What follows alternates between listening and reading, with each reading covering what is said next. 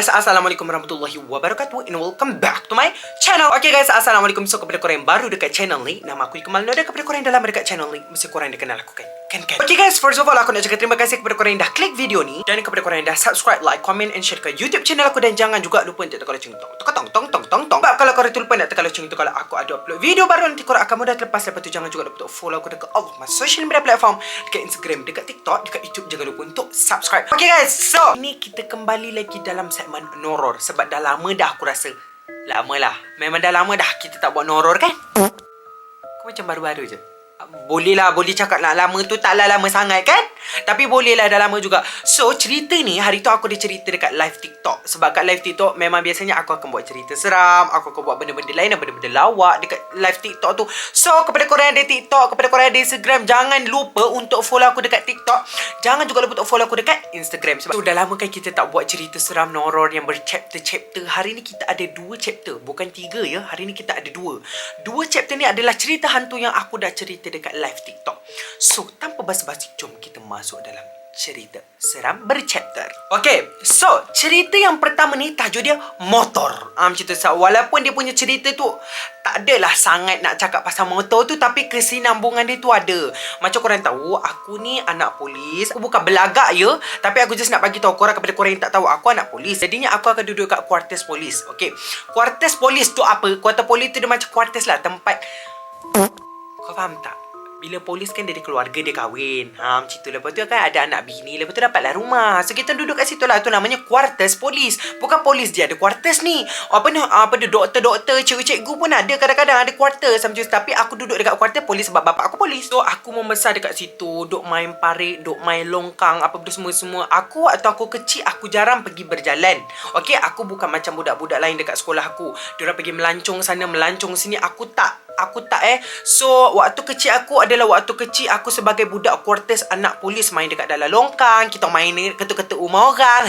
Itu memang kita punya hobi lah tu Duduk-duduk dekat depan rumah orang, ketuk, lepas tu lari. Orang buka pintu, kita nyorok lah. Macam tu. Minta maaf je makcik-makcik kalau dah kena ketuk pintu. Dengan saya lah tu yang ketuk pintu tu.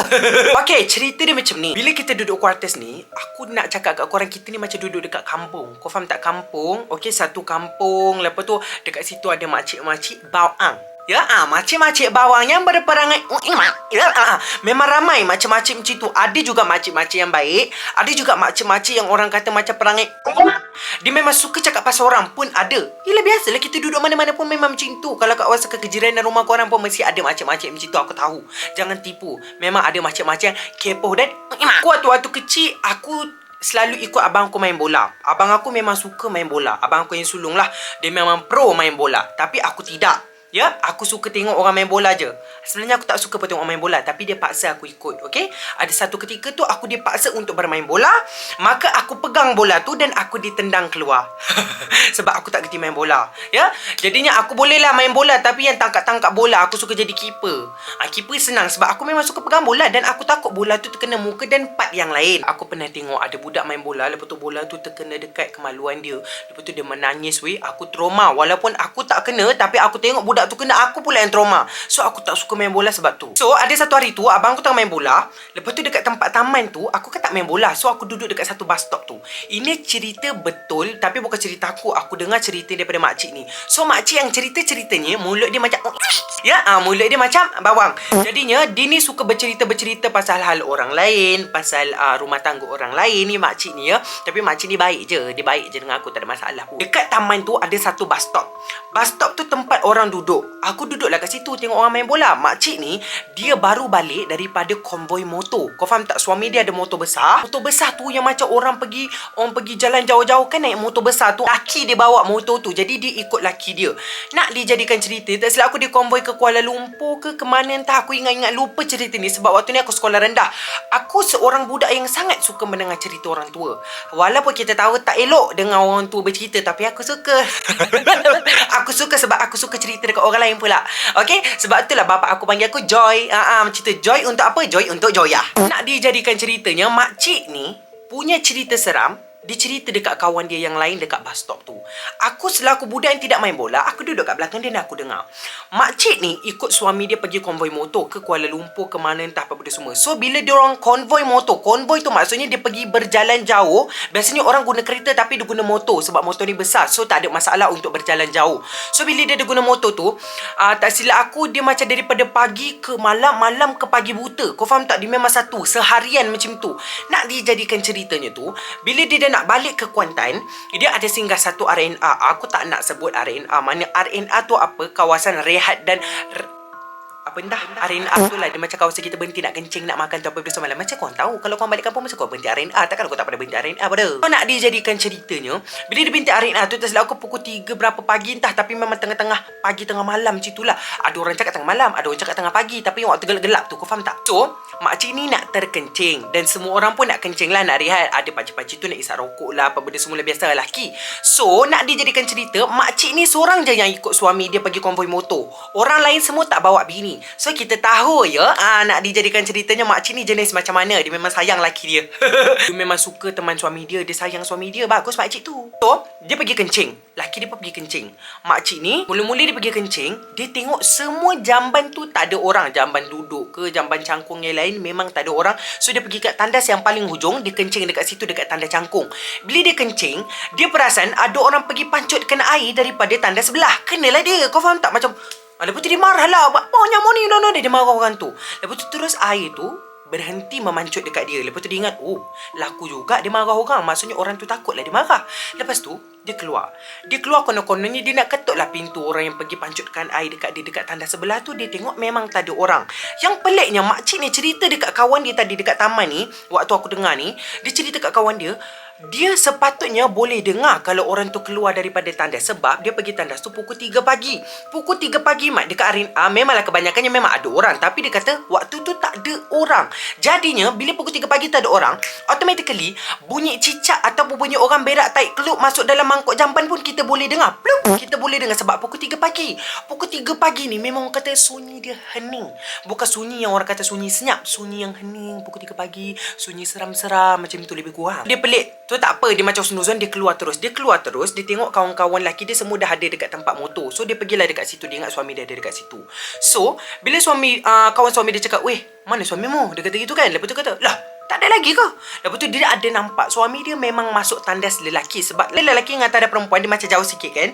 So dia nampak suami dia memang masuk dekat tandas lelaki. So dia kata, oh dia dekat dalam tandas tu tengah berak kot, tengah kencing kot. Macam tu lebih kurang. Lepas tu yang kawan kepada suami dia ni, kawan kepada suami dia yang lelaki ni cakap, "Mu pergilah tengok lakimu tu dekat dalam tandas." Mana pula makcik tu nak pergi tengok laki dia? Sebab laki dia kan lelaki. Mana boleh makcik tu pergi masuk tandas lelaki sebab makcik tu perempuan. Dia cakap, "Mu lagi tengok mu orang lelaki mu boleh masuk dalam tandas lelaki. Kenapa? Mu suruh aku pun aku tak boleh masuk dalam tandas lelaki." Lepas tu nak dijadikan ceritanya, kawan dia ni pun pergilah masuk tandas lelaki. Tak ada. Pakcik tu tak ada. Cari. Tengok pakcik tadi yang kencing dekat tanda lelaki, iaitu suami kepada makcik ni, duduk dekat dalam surau dalam keadaan terlungkup macam udang. Kau faham tak? Macam udang, macam krekot tu. Dia tengah baring macam tu, dia tidur dalam keadaan terlungkup macam udang dekat dalam surau. Orang kejut dia tak bangun. Ingat kan dia memang tidur mati? Rupanya tidak. Ada salah seorang daripada kawan diorang ni yang bawa motor sama-sama ni pandai berubat lah. Panggil lah pakcik ni. Duduk kat situ, tengok rupa-rupanya dia kena ikat dengan lidah jin. Nak dijadikan ceritanya, faham tak lidah jin? Lidah jin tu berpuntal ikat pakcik tu tadi sampai dia tidur dalam keadaan terlungkup macam udang. Nak dijadikan ceritanya macam tu. Macam mana boleh kena? Berkomunikasi punya cakap.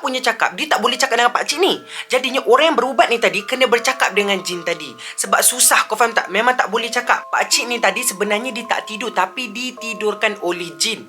Dalam zahirnya mata kasar kita nampak dia macam tidur, tapi sebenarnya dia tak tidur. Dia terlungkup dan ditidurkan oleh jin tadi.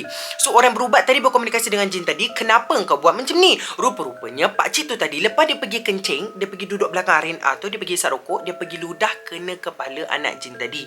So mak jin tadi tu marah, dia keluarkan lidah dia pergi pintal pakcik ni tadi, isi dekat dalam surau dalam keadaan terlungkup macam udang. Nak dijadikan cerita macam tu. So kak punya cakap runding dengan jin tadi tu, alhamdulillah dapatlah lepas. Nak dijadikan cerita macam tu, menggigil lah orang tua tu. Sekali dengan bini dia pula Allah, laki aku nak mati, laki aku tak ada dah, laki aku nak mati. Rupanya laki dia hidup lagi. Tolong kata, kalau dekat tempat orang, jaga mulut, lepas tu jaga perbuatan kita. Lagi-lagi dekat dalam hutan. Itu dekat RNA RNA. Bukan dalam hutan. Kalau kat dalam hutan orang buat macam tu, aku tak tahu lah boleh balik ke tidak. So, nak dijadikan ceritanya, pakcik tadi tu bukan tidur, tapi ditidurkan oleh jin. Lepas tu dia tidur dalam keadaan terlungkup macam udang tu. Kenapa? Sebab dia kena ikat dengan lidah jin tadi. Sebab dia ludah kena kepala anak jin. So, mak dia marah. Lebih kurang macam tu. Dan aku dengar je lagi kan makcik tu cerita. Aku memang suka sangat dengar makcik-makcik bercerita tau. Lagi-lagi hal-hal macam hal orang dewasa yang macam rumah-rumah tangga tu aku suka dengar. Walaupun waktu tu aku kecil lagi, aku kan joyah. So nak dijadikan cerita, tak silap aku cerita tu habis kat situ kot. Diorang dapat balik ke Kuantan tu patutnya sampai 6:30 pagi, tapi sampai pukul 9 pagi sebab benda tu tergendala lah.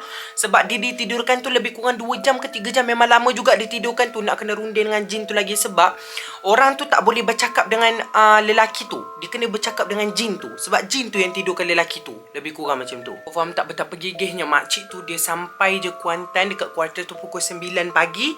Aku main dekat taman tu petang. Petang tu dia dah bercerita dengan kawan dia dekat bus stop tu. Kau bayangkan betapa kepohnya makcik tu. Tapi baguslah makcik tu cerita. Sebab aku dapatlah tahu cerita hantu macam tu.